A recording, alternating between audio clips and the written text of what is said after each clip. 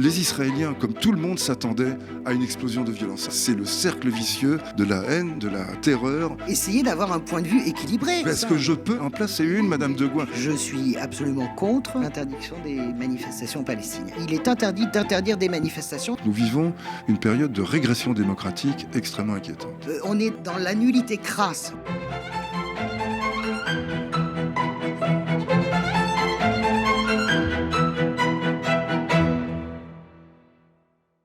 Salut à toutes et à tous, vous êtes sur le Média et vous nous regardez sur le canal 350 de la Freebox, sur notre site internet ou sur notre chaîne YouTube. Vous vous préparez à regarder, sans langue de bois, la chronique politique de Françoise Degois, une chronique hebdomadaire de décryptage politique qui entend aller plus loin que la seule énumération des faits d'actualité. Dès ce 5e épisode, nous changeons de formule. Désormais, Françoise est face à un contradicteur qui peut changer en fonction de l'actualité. Aujourd'hui, elle est face à Ronnie Broman, ancien directeur de Médecins sans frontières et qui nous fait l'honneur de figurer dans le comité d'éthique du média. Au sommaire, l'horreur à Gaza, les manifestations pro-palestiniennes interdites en France, mais pas dans la majorité des pays européens, l'opinion publique française face au conflit au Proche-Orient et Macron qui annonce la constitutionnalisation de l'interruption volontaire de grossesse. Salut Françoise, salut Ronnie. Salut Théophile. L'offensive terrestre de l'armée israélienne a longtemps été annoncée. Elle est déjà en cours avec son cortège de souffrances, comme en témoigne ce magnéto.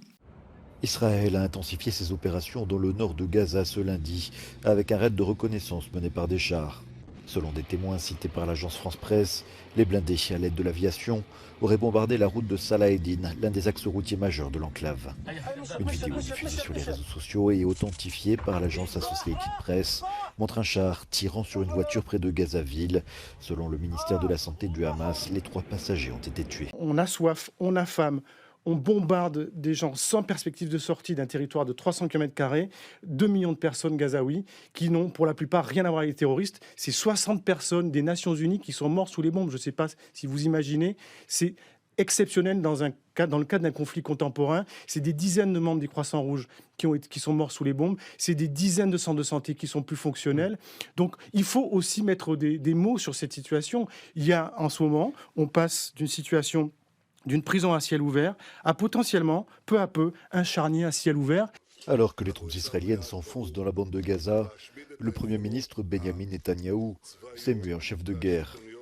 Malgré les appels à une pause humanitaire, voire un cessez-le-feu, le patron de la droite israélienne n'a pas changé de position. Israël continuera son offensive sur Gaza, qu'importent les critiques à l'international. Just as the United States would not agree to a ceasefire after the bombing of Pearl Harbor, or after the terrorist attack of 9/11, Israel will not agree to a cessation of hostilities with Hamas after the horrific attacks of October 7th. Alors, le tableau est apocalyptique. Aurait-il pu en être autrement, Françoise ? Bien sûr qu'il ne pouvait pas en être autrement. En tout cas, cet enchaînement-là, le piège diabolique dans lequel nous enferme le Hamas depuis 50 ans, en tout cas les organisations terroristes islamistes, c'est toujours le même, c'est-à-dire on commet quelque chose d'irréparable et évidemment derrière, et il y a un gouvernement qui se défend. Après, la question, c'est le curseur de la défense, mais je pense qu'on y viendra. Mais la réalité, c'est qu'on n'a pas besoin d'être grand clair pour savoir qu'avec ce qui s'est passé le 7 octobre, tout à fait insoutenable, je rappelle, et c'est pas du tout pour faire des comparaisons et essayer d'établir, comment dirais-je, des marques et des niveaux de degrés de souffrance. Je rappelle que beaucoup de journalistes internationaux ont assisté aux projections, la plupart sont sortis parce que c'est insoutenable ce qui s'est passé le 7 octobre, ça s'appelle des crimes contre l'humanité, et évidemment, la riposte, malgré le message de Biden. Joe Biden a dit à Netanyahou quand il est arrivé, ne faites pas la même erreur que nous sur l'Irak. Voilà, il y a une réponse israélienne. Donc, est-ce que la question est, est-ce que c'était évident, cet enchaînement ?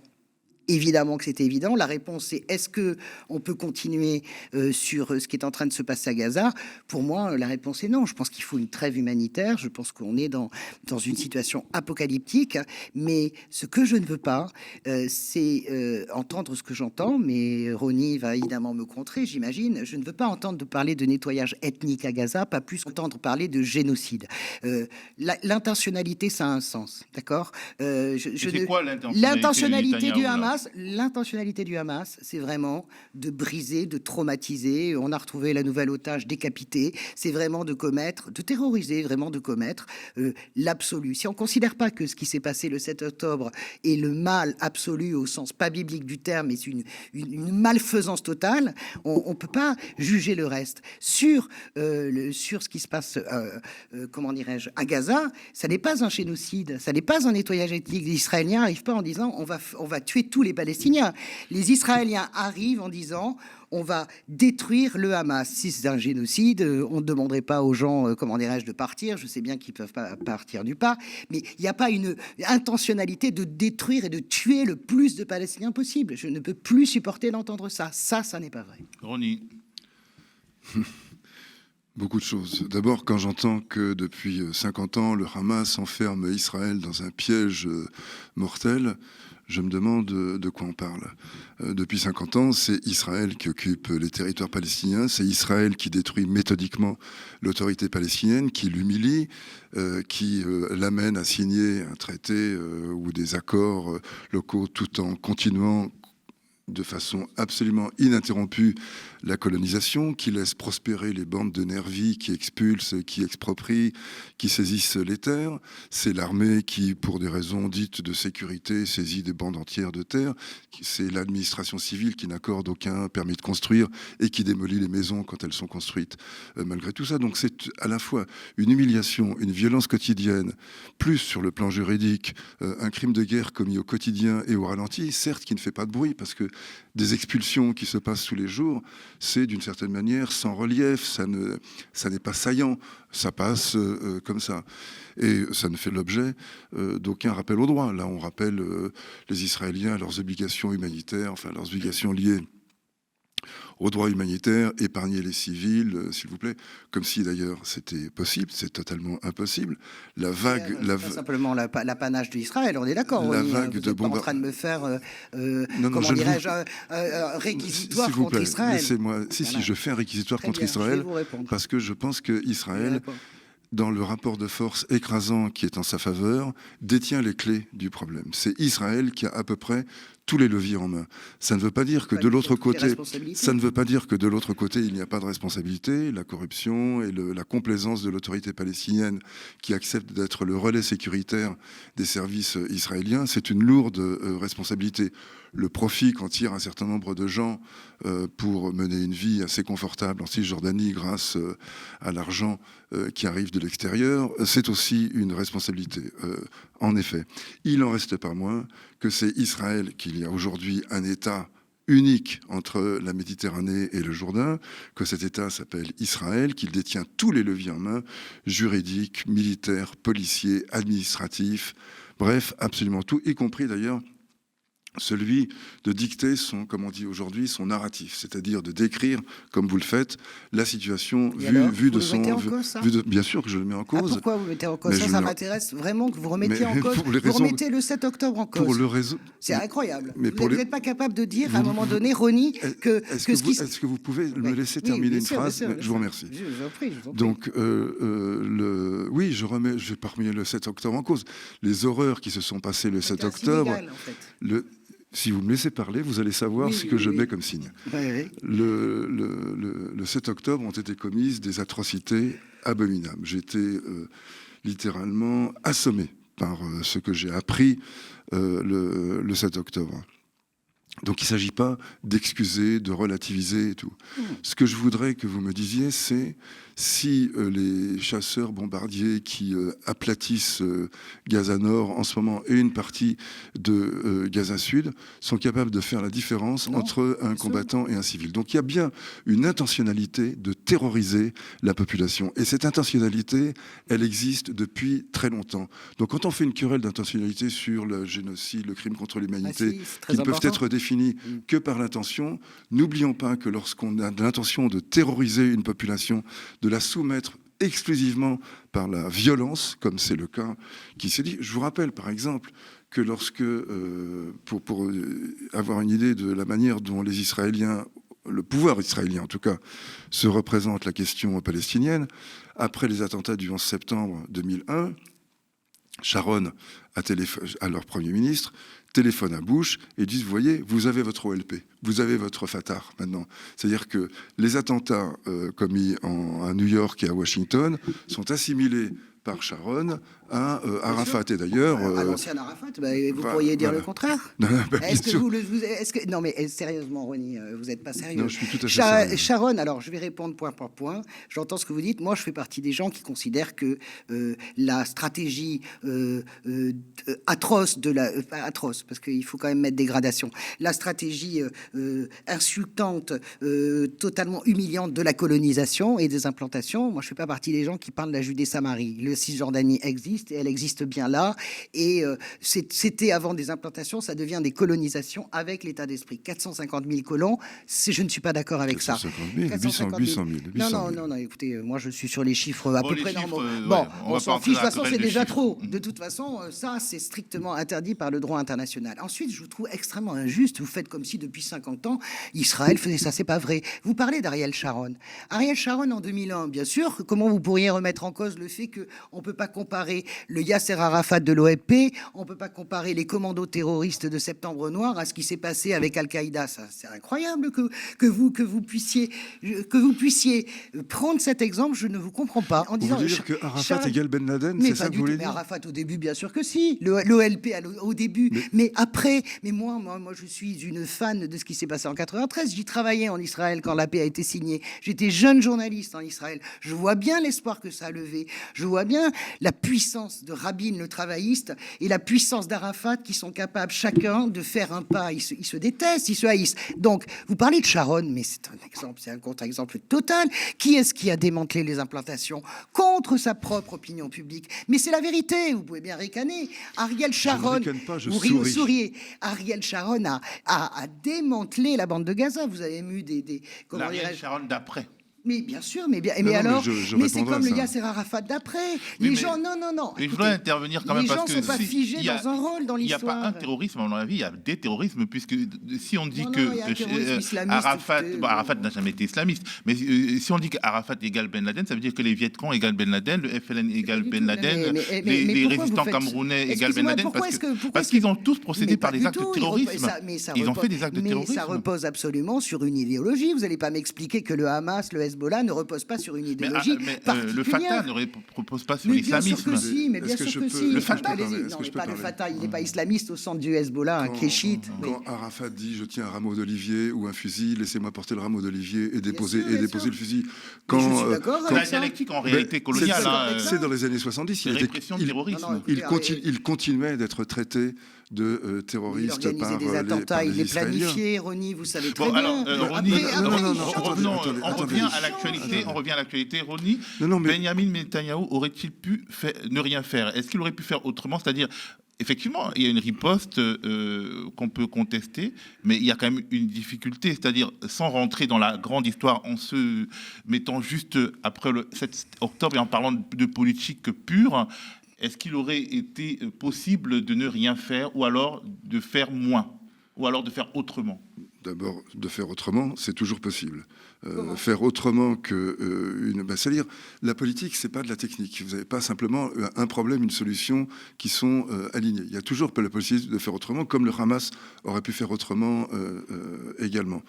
Mais si l'on se place dans la séquence depuis le 7 octobre, si on estime que tout commence le 7 octobre, en effet... On fait un effort Il n'y d'abstraction a absolument pas... pour revenir après à la Big Map. La riposte israélienne était annoncée d'avance. Oui. Personne ne pouvait ignorer qu'il allait y avoir un déluge de feu. Donc le Hamas a pris la lourde responsabilité d'engager cette riposte israélienne, sachant qu'il n'allait pas y aller par 4 chemins, qu'il n'y aurait pas de quartier.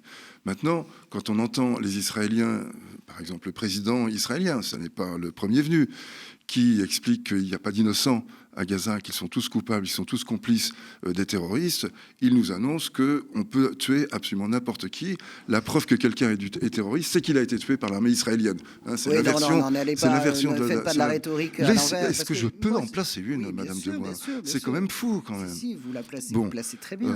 Je voudrais moi, ouvrir nécessairement, parce que cette séquence, elle nous empêche de penser. Si on s'arrête là, on n'est que dans le crime, la revanche du crime, la revanche sur la revanche du crime, et ainsi de suite. C'est le cercle vicieux de la haine, de la terreur, de la violence sans limite. Donc il faut bien prendre un petit peu de distance. Et cette distance, elle nous amène à considérer que Israël est le principal responsable. Ça ne veut pas dire qu'il faut couper la tête à Israël, ça ne veut pas dire qu'il faut en terminer avec le problème israélien, ça veut dire qu'il faut traiter le problème que pose Israël à la racine. Mais est-ce que je peux en placer une, Madame de Gouin? Vous n'arrivez pas à vous empêcher de m'interrompre. Mais on fait un débat. Oui, mais moi je vous écoute quand vous parlez. Écoutez-moi quand je parle. Je voulais simplement indiquer, par exemple, que Sharon, en 2005, c'est pas qu'il m'obsède, Sharon, c'est qu'il avait le mérite d'une certaine franchise. Sharon, en 2005, déclare, lors d'une visite à Paris en tant que Premier ministre, dans une interview au magazine L'Arche, que Israël ne négocie jamais sous la pression des missiles. Très bien, d'autres pays pourraient le dire comme ça. Mais il ajoute, avec un sourire, précise le magazine L'Arche, que s'il n'y a pas la pression des missiles, pourquoi négocier? Eh bien voilà un résumé parfaitement concentré de la pensée stratégique israélienne. On ne négocie pas d'un côté parce qu'on ne veut pas le faire sous la pression, on ne négocie pas de l'autre côté parce que s'il n'y a pas de pression, il n'y a aucune raison de négocier, et pendant ce temps-là, on avance. Comment ignorer que cela rend fou? Comment ignorer que cette pression quotidienne finit par produire des effets extraordinaires? Les Israéliens, comme tout le monde, s'attendaient à une explosion de violence. Simplement, on l'avait mise sous le boisseau parce qu'on pensait que le statu quo finirait par étouffer, par désamorcer eh ben non. Ça n'a pas été désamorcé. Et malheureusement, le Hamas a donné le visage terrifiant d'un assaut, d'une violence inacceptable, d'une violence insoutenable. Ça, c'est une réalité. Mais moi, je ne veux pas partager ma compassion.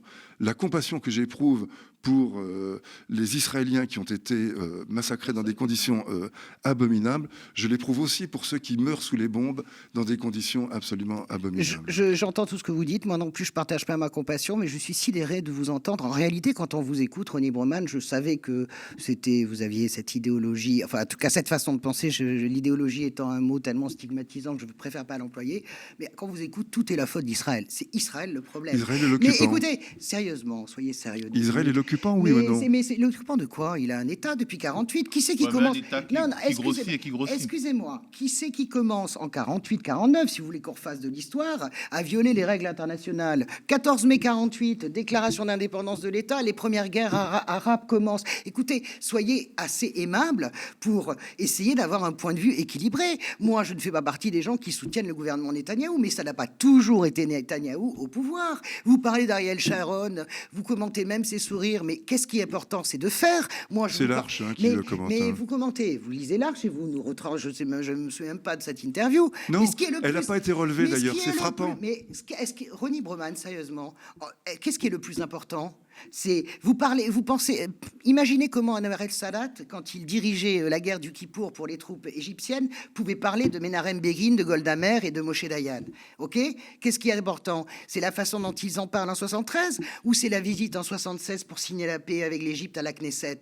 Qu'est-ce qui est important de Sharon? C'est son tempérament provocateur, et je suis comme vous, l'esplanade des mosquées, je connais ça par cœur, ou c'est le fait qu'à un moment donné, il prend sa responsabilité d'homme d'État et qui dit voilà, il faut quitter Gaza, il faut sortir les implantations. Vous savez, Israël, vous faites comme si Israël était un pays fasciste, nationaliste. C'est une grande démocratie, Israël, contrairement à ce qu'on... Mais bien sûr, c'est une démocratie d'ailleurs qui est malade, déjà pour commencer de son scrutin, électoral. La proportionnelle intégrale, voilà où ça mène. Ça oblige des coalitions complètement dingues et ça oblige... On termine avec la dégradation totale de l'État aujourd'hui de la politique israélienne, avec Sharon et les ministres qui non seulement sont odieux, racistes, mais qui sont en plus de ça nuls. C'est vraiment, on est dans la nullité, on est dans la nullité crasse. Voilà. Netanyahou, c'est très bien, mais vous faites comme si Israël a toujours été ça. Ça n'a pas toujours été ça. Israël en 67 fait une guerre à cause du signal. On va pas recommencer ça. Elle conquiert des territoires. Elle conquiert Gaza, le Golan et le Sinaï. elle fait la paix avec l'Égypte, elle laisse le Sinaï. Il est normal quand vous fassiez des guerres que vous gardiez. Vous faites comme si tout était plane, comme si, alors que vous connaissez très bien la société israélienne et palestinienne, vous faites comme si rien n'était imbriqué. Mais tout est imbriqué. Demandez les Arabes israéliens. Au moins vous connaissez. C'est un plaisir de débattre avec vous. Je lis des trucs délirants. Les gens qui confondent les Arabes israéliens, les Palestiniens chrétiens, les Palestiniens musulmans. On met même sur le compte d'Israël Sabra et Shatila. C'est quand même pas Sharon. C'est les troupes israéliennes sont pas les phalangistes chrétiens. Mais je vous rappelle la commission Or, la commission Or la commission Or qui a clairement pointé les responsabilités de Sharon lui-même, qui a éclairé les phalangistes chrétiens pendant qu'ils se livraient à des massacres. C'est pas ça, qui en plus de ça, qui les a...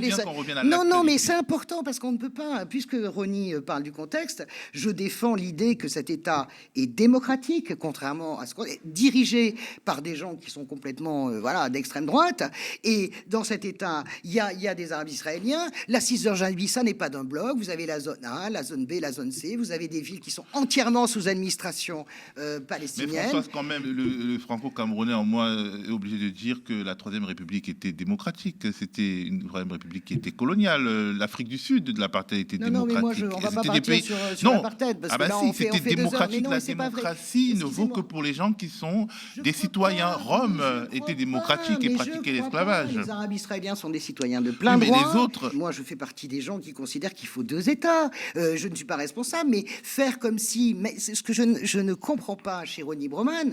Je vais vous expliquer. Non, ce que je ne comprends pas, c'est d'être capable, je veux dire, dans la même phrase, de mettre sur le même plan les organisations terroristes islamistes qui, vous dites, c'est cette armée israélienne qui harcèle les Palestiniens. Il y a des endroits où ça se passe très bien. Bethléem, ça se passe très bien. Jaffa, ça se passe très bien. Saint-Jadrak, Akko, ça se passe très bien. Donc, cette image générale du Palestinien, Jenin, ça se passe très mal. Je suis d'accord avec vous.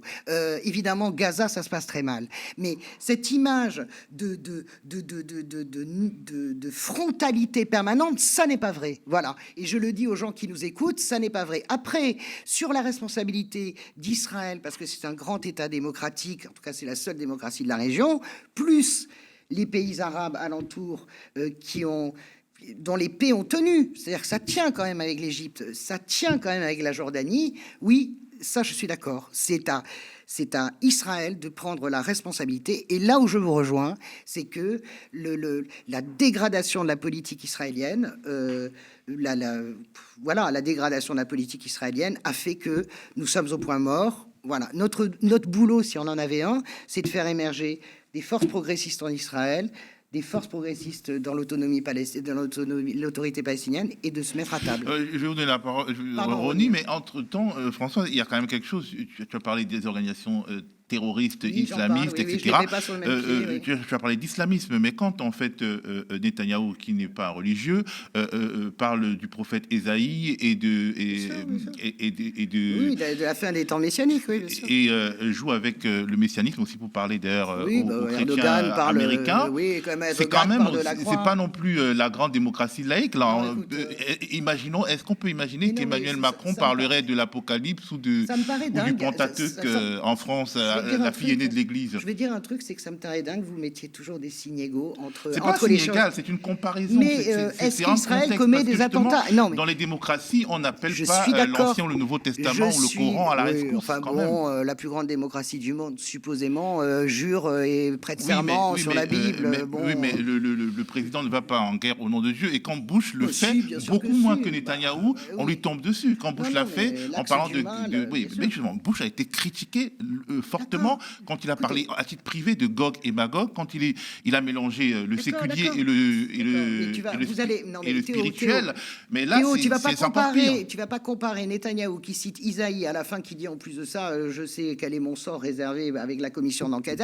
Tu vas pas comparer ça avec les prêches. Non, mais alors on devient. Parce que derrière, il y a une extrême droite religieuse qui considère que il faut revenir au grand Israël, etc. Non, et puis on est dans une réalité qui est peut-être démocratique, mais qui est particulière, dans un contexte Compliqué. particulier. Voilà. D'accord. Bref, c'était juste D'accord. pour ma Mais petite moi, incursion je ne mets dans pas le de débat. signe égal, hein, je suis désolé, je ne mets aucun signe égal entre le Hezbollah, le Hamas, Al-Qaïda et Israël. Je ne peux pas, vous pouvez m'expliquer tout ce que vous voulez, c'est pas possible. Israël n'est pas un État terroriste. Mais bon, voilà. on ne peut pas non plus aussi peut-être mettre un signe égal entre Hamas, Hezbollah, Al-Qaïda. Pourquoi Pas parce qu'ils ne sont Parce pas... qu'ils sont chiites et sunnites. Non, non, pas du tout, mais parce qu'en fait, il y a un projet mondialisé d'un côté, Al-Qaïda et l'État islamique, ce sont des... Le Hezbollah aussi. Le Hezbollah n'a pas de il y a un projet mondialisé. régional, oui. Peut-être régional, mais le Hamas, c'est un mouvement islamiste nationaliste. Eh bien, c'est une erreur de penser ça parce que le Hamas est ouvert depuis des années. Je rappelle, je ne veux pas être méchante avec un certain parti qui n'est pas le Parti socialiste, qu'il y a 15 ans, ou il y a 10 ans, aux universités d'été de ce parti qui se déroulait, il y avait 2 invités du Hamas. Voilà. Donc, m'expliquer que le Hamas ne concerne que la bande de Gaza, mais de toute ça n'est façon, pas ça vrai. n'en fait pas un mouvement qui veut installer la charia dans la terre, sur la terre entière, comme Al-Qaïda. Je suis d'accord, mais c'est pas ça le sujet. Le sujet, c'est pas ça. C'est que ça procède de la même haine des Juifs. Après, on peut expliquer que c'est la haine d'Israël, mais c'est la haine des Juifs. Vous n'allez pas m'expliquer que les gens au Daghestan... pardon, Ronnie, je termine et je vous laisse une parole. Vous n'allez pas m'expliquer que les gens au Daghestan qui pourchassent l'avion qui arrive d'Israël, ils ont quelque chose à faire des Palestiniens. D'ailleurs, c'est une constante de la plupart des pays arabes. Vous n'allez pas m'expliquer, ils vont chasser du Juif.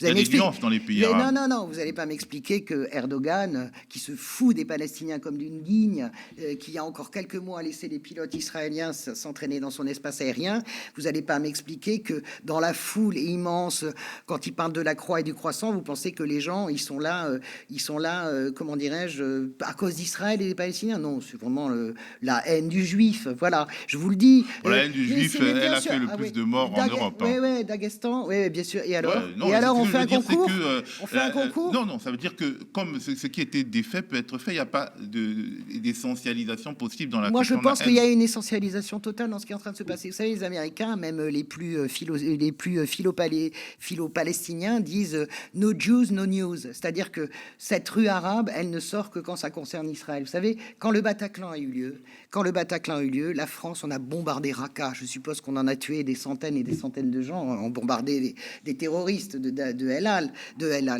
Had. Mais officiellement, de l'État islamique, on a tué forcément des centaines de civils. J'ai pas vu une manifestation. Vous comprenez ce que je veux dire? Le Yémen, on meurt, il n'y a pas de manifestation. Dès que ça touche Israël, c'est ce que disait Hassan II. Vraiment, la haine d'Israël est le plus grand aphrodisiaque du monde arabe. Et je suis désolé de me rendre compte que c'est vrai aujourd'hui. Bon, moi, je suis d'une génération où justement la rue africaine ne se mobilisait que pour l'Afrique du Sud. Et puis, en plus, la rue arabe a aussi fait le printemps arabe. Il y a eu beaucoup de manifestations pour la liberté, pour la démocratie je ne nie pas, et pour des valeurs grandeur de la rue positives. arabe. Bon, tout ça s'est effondré. Ça n'est pas le cas pour le moment. Mais tout ça s'est effondré sous le poids de la géopolitique. Mais la rue arabe a été la dernière qui est montée pour la démocratie au péril de sa vie. Ronnie. Regardons ce qu'était l'image d'Israël dans les années 70 et ce qu'est l'image d'Israël aujourd'hui, si on s'en tient par exemple à des sondages mondiaux de genre Gallup, qui a l'habitude de faire des sondages d'opinion internationaux qui ont une grande représentativité. Israël, dans les années 70, certains s'en souviennent, enfin, j'ai l'âge de m'en souvenir en tout cas, était le pays des survivants, celui qui faisait fleurir le désert, on arrivait, on était accueillis par le parfum des orangers, etc. Enfin, il y avait tout un discours propagandiste, mais il y avait aussi une perception extrêmement positive. Le nombre de jeunes gens qui se rendaient en Israël sans être spécialement sionistes, sans être juifs, qui allaient faire l'expérience des kibboutz, bref. Israël avait une image extrêmement positive, y compris d'ailleurs dans un certain nombre de pays africains où on adhérait à l'idée que les Israéliens s'étaient débrouillés pour faire valoir leurs droits et conquérir contre l'Empire britannique un territoire qu'ils géraient. C'était la partie sionisme comme idéologie, enfin comme principe de libération, d'émancipation nationale. Regardons où se trouve Israël aujourd'hui. Avec quoi voisine Israël? Avec l'Iran et la Corée du Nord, dans les sondages internationaux. Ça n'est pas la haine des Juifs qui s'est développée entre les années 70 et les années 2000. C'est la politique israélienne. C'est la mise en garde de Gaulle en novembre 67 lors de sa fameuse conférence de presse dans laquelle il parle du peuple sûr de lui et dominateur et dans lequel il met en garde Israël contre le vertige de la puissance qui l'a saisi et qui ne s'est jamais démenti, malheureusement.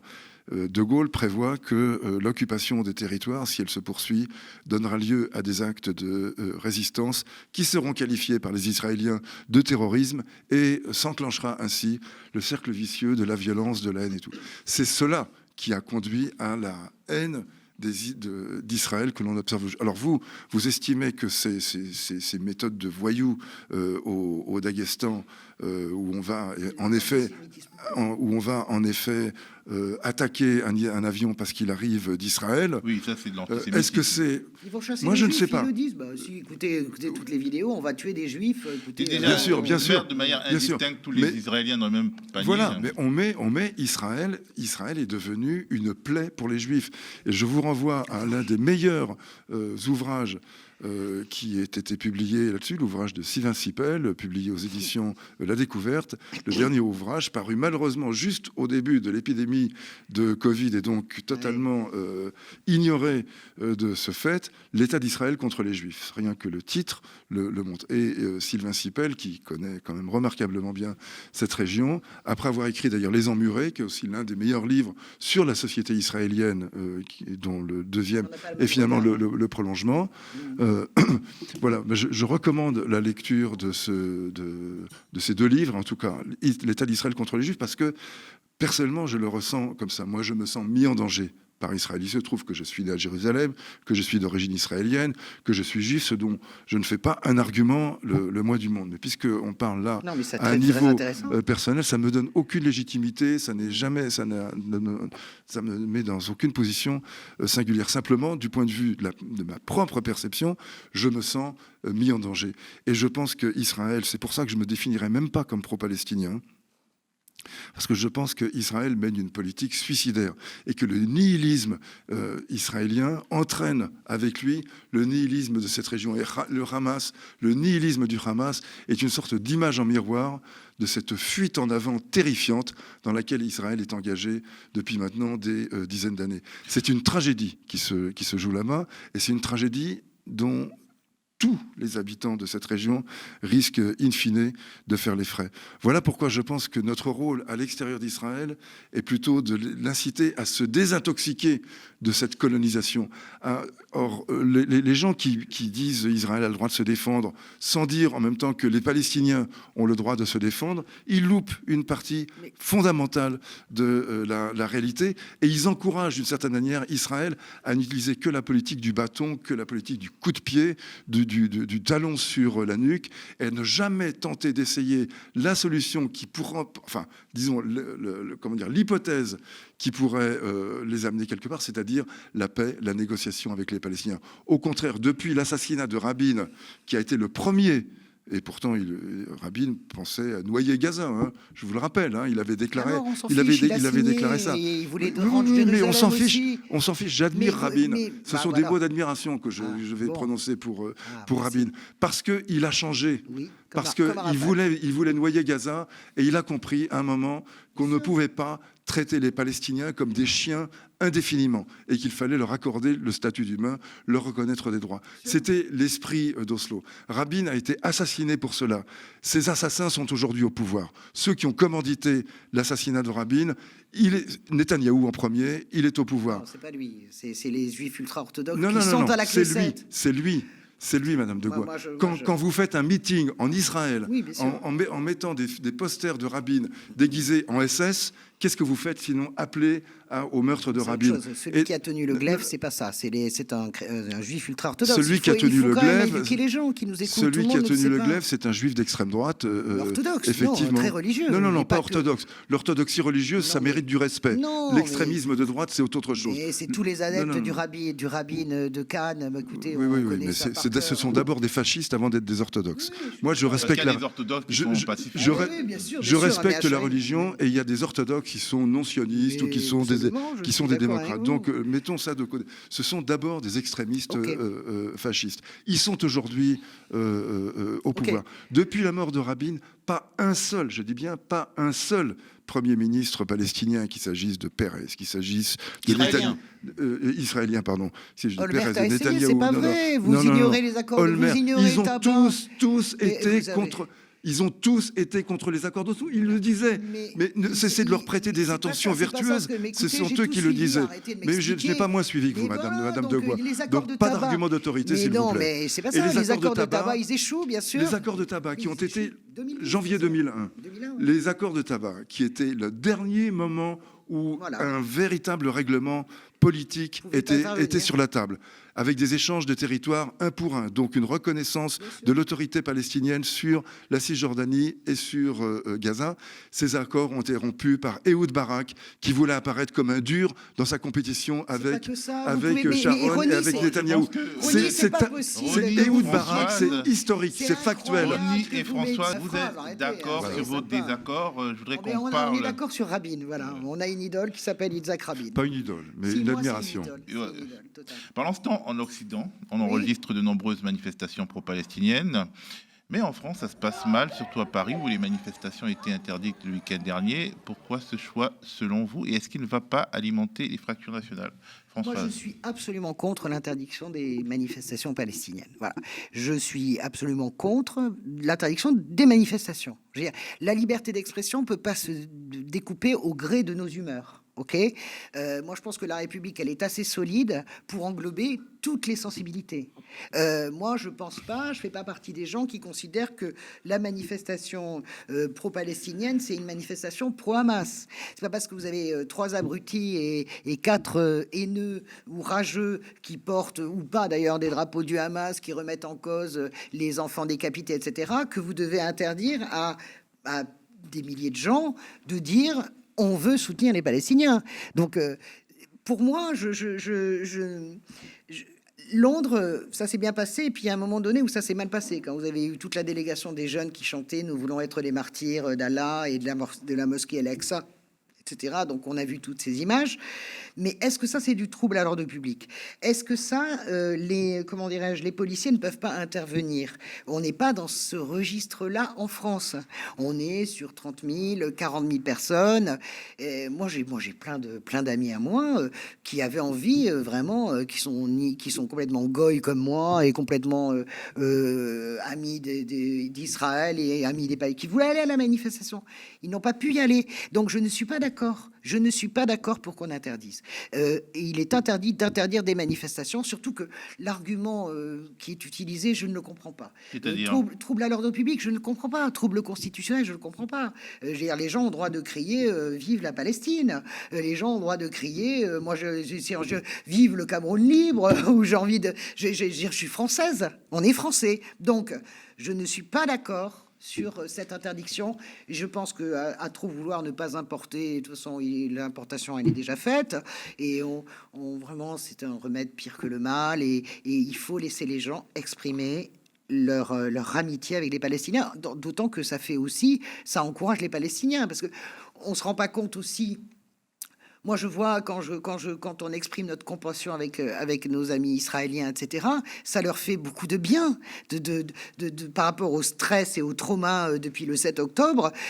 Ils voient ces témoignages-là. Ils voient les gens qui manifestent en disant finalement on est avec vous, juifs, pas juifs, on est avec vous. Je peux imaginer que si je suis habitante de Gaza et que de toute façon il me reste un téléphone et que je regarde ce qui se passe dans le monde parce que c'est comme ça. Je pense que ça peut me faire du bien de voir qu'il y a des gens qui pensent à moi ailleurs. Ronnie, Voilà. donc sur ce sujet, vous serez en accord? Oui, bien sûr. Je suis entièrement d'accord, y compris avec la méthode de défense des Palestiniens. J'ajouterais seulement que c'est une tendance française qui se développe depuis des années. La violence de la répression des manifestations au moment des retraites, des gilets jaunes, était déjà extrêmement problématique. Elle a été relevée de l'étranger. Enfin, il y a eu des changements dans la façon de contrôler les manifestations, c'est-à-dire maintenant de chercher le contact, chercher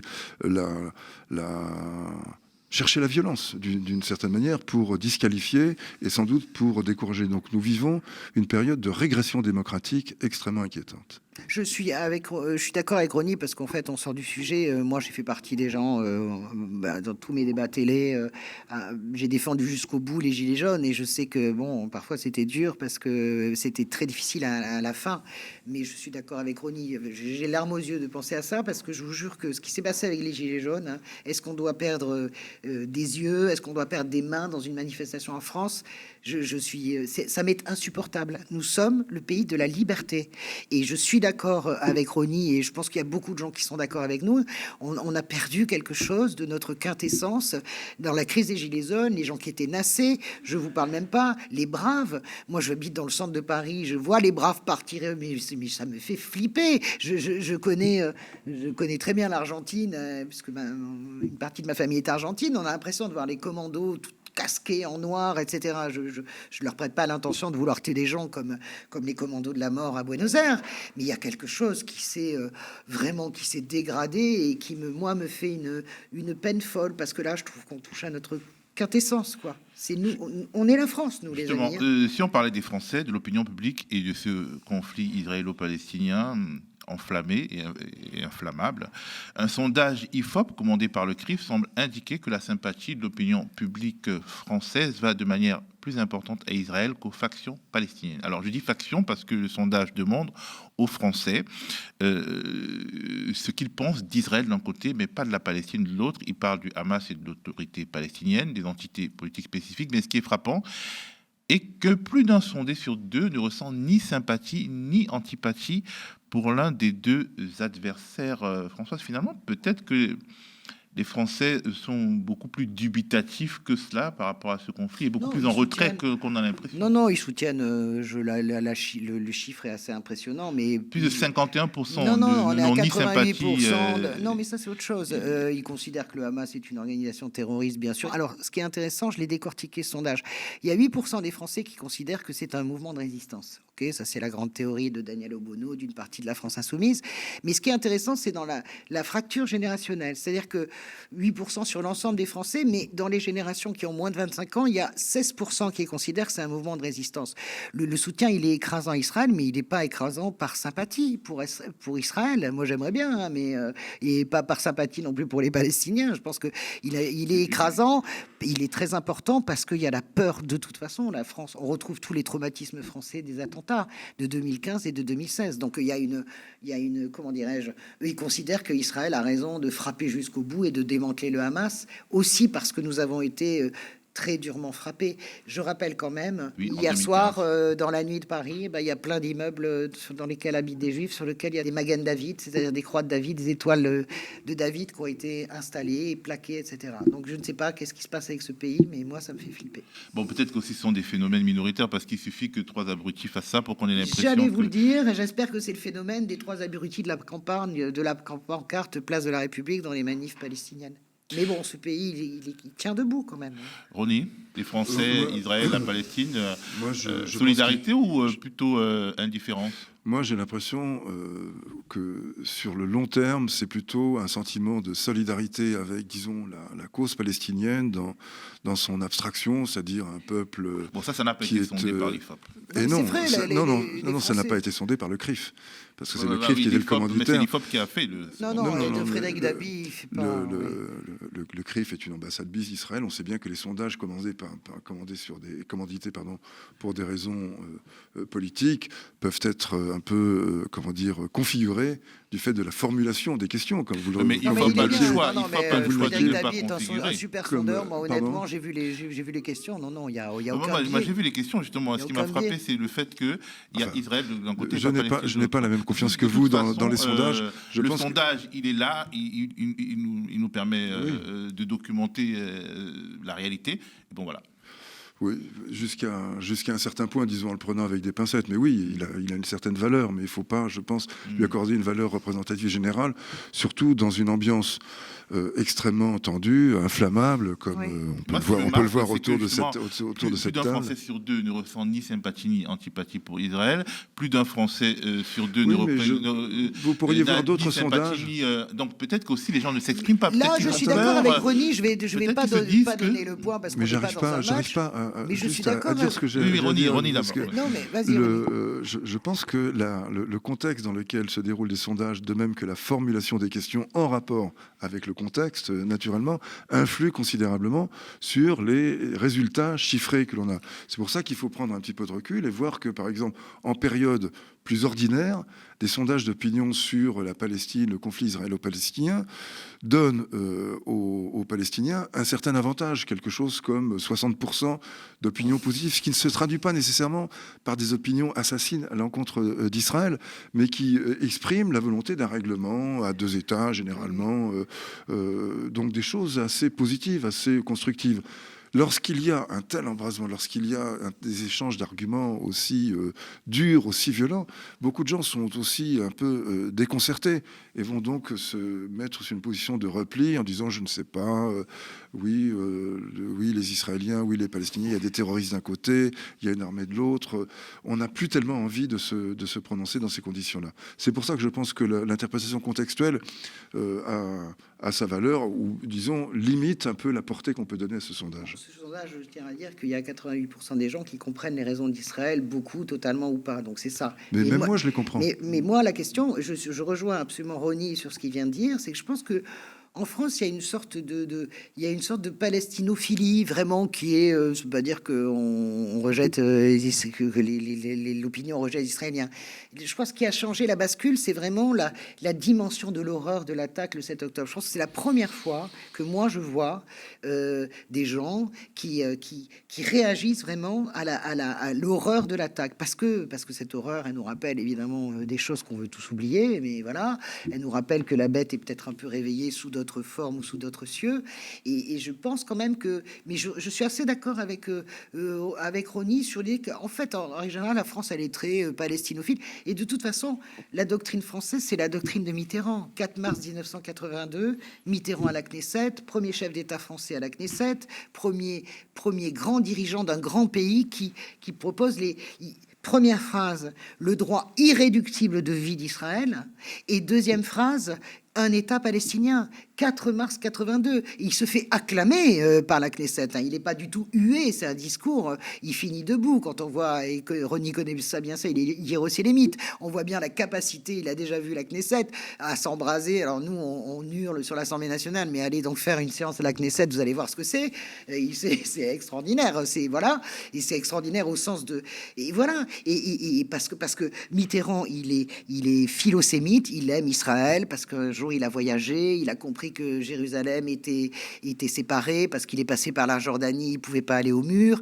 Et puis il est devenu très ami avec Shimon Peres et avec Menachem Begin, alors que voilà. Mais il est devenu très ami avec le maire de Gaza. En 72, François Mitterrand, il visite Gaza et le maire de l'époque est une figure extraordinaire. Je me souviens plus de son nom. Lui raconte qu'est-ce que ça veut dire vivre à Gaza. Donc du coup, Mitterrand, c'est ma ligne vraiment. Mitterrand, il a une vision absolument, mais je dirais à l'équilibre sur le fléau de la balance, cette vision-là, et que les événements traumatiques du 7 octobre, plus la riposte aujourd'hui, nous empêchent de garder, mais c'est le fléau mitterrandien qu'il faut garder. Moi, je suis vraiment sur cette ligne-là. C'est le droit des Palestiniens à avoir 2 États, et avoir un État, et le droit irréductible de vie des Israéliens.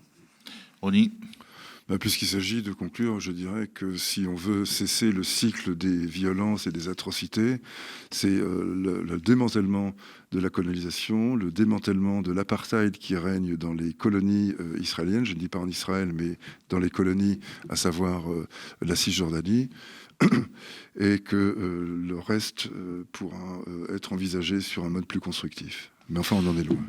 Bon, Un peu de politique française maintenant. Ah ouais. Tout ça pour ça, on va dire.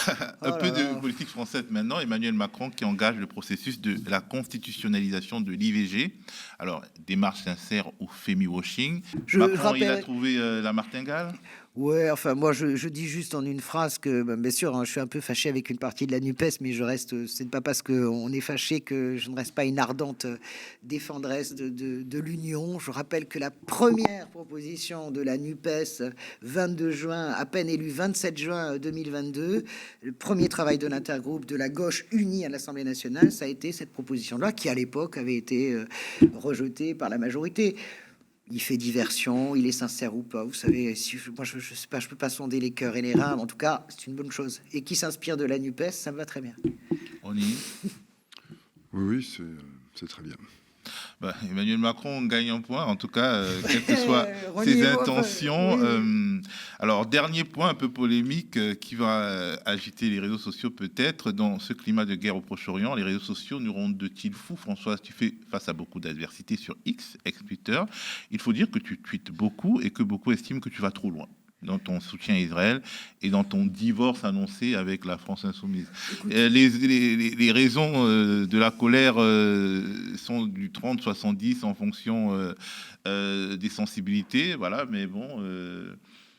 Moi, on te tape dessus. Oui, et bon, tu tapes bon, sur les gens. oui, mais bien sûr. Tu crois pas que je vais pas me défendre? Moi, je n'ai aucun problème avec ces schistormes. Je connais ça par cœur. Je pense que ça atteindra jamais le niveau qu'on a pu atteindre en 2005 dans ce pays avec le débat sur le oui et le non. Je voulais juste dire, traité constitutionnel européen. je voulais juste dire aux gens qui lancent des raids contre moi, qui vous menacent, qui disent il faut virer François de Gaulle. Vous me faites penser absolument à tous les cadors socialistes qui appelaient France Inter à l'époque. Je co-dirigeais le service politique et moi j'étais pour le non. Et tout France Inter était plutôt pour le oui. J'ai jamais été en censuré une seule fois, mais vous aviez ça sonnait dans l'oreille du PDG de France Inter tous les jours. Faut virer de Gaulle. Le courrier des lecteurs, c'était il faut virer de Gaulle, etc. On connaît ça par cœur. Après ça passe. Après parce que moi je soutenais le non dans un environnement qui était voilà. Je soutiens mon fléau de la balance. Je dis que le Hamas et Israël c'est pas la même chose. Je mets pas de signe égal. J'entends ce que les tweetos me reprochent, enfin certains. Je suis très ulcéré pas parce que On te reproche aussi une forme d'essentialisation de la rue arabe. Oui, d'accord, il n'y a pas que ça. Simplement parce que j'ai pas dit du bien du chef. Moi, le problème n'est pas ce que Mélenchon. Non, mais le problème n'est pas ce que Mélenchon ou Mathilde Panot ont dit. Le problème, c'est ce qu'ils n'ont pas dit. Donc, le reste ne m'intéresse pas. J'entends ces tweetos. J'adore discuter avec vous. C'est pour ça que je bloque très peu de gens. En réalité, je n'aime pas les pseudos parce que je vois bien les raids qui sont lancés. Je vous dis juste un truc. Un journal, un média, c'est pas la Pravda. Voilà, c'est pas une officine et un tract. La grandeur d'un média, c'est de savoir faire parler toutes les sensibilités de la gauche. France Inter y arrive bien, alors essayez d'être un peu grand, quoi. Alors le média, votre média est un média d'info aujourd'hui qui est diffusé à la télévision, qui a un devoir de pluralisme, qui se présente comme la première chaîne d'info de gauche, c'est-à-dire l'espace d'expression de toutes les sensibilités de gauche et qui s'ouvre également à la contradiction, y compris à la contradiction de droite. C'est notre ADN, on ne le changera pas, mais bien entendu, il y a des émissions plus identitaires, plus marquées, plus univoques, si on peut dire, qui traduisent plus notre état d'esprit que vous pouvez regarder. Mais disons qu'aux médias, c'est le règne du pluralisme.